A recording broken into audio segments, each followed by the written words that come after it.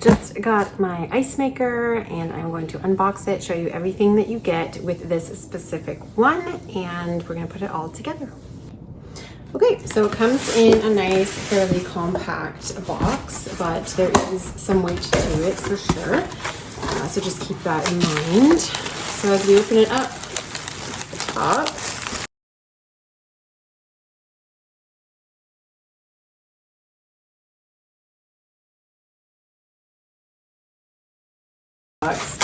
we'll take the foam off the sides. Obviously it comes packaged and wrapped well to protect all of the pieces. Okay, and so we can just unwrap. This is just your basic cord. It's going to plug into any regular outlet. Actually, I'm going to show this here. I do like that the outlet is kind of flat. It's not like your super big and bulky one. You're going to plug that in and it's going to lay fairly flat to the wall. So that's going to be really handy for you. So overall, this is the unit and the size of it. It is not huge. It is not going to take up a ton of space. We've got like a little vent here, fan on the side. We have a scoop and a basket. Everything is taped in. Here we go. Got a scoop and a basket that are removable, so we're going to want to give those a wash first. Okay, and we have our on off, the power that's going to just show you that it is plugged in, whether it'll have a light when it is full of ice, and where you need to add water.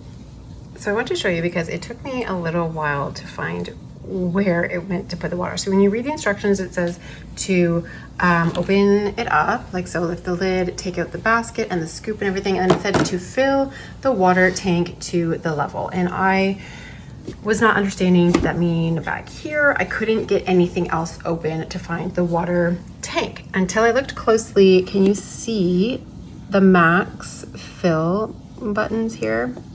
It's not a button, sorry. It just says max fill. There we go.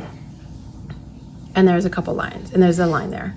Okay, so that is the max fill line. So you're gonna just put the water straight into here.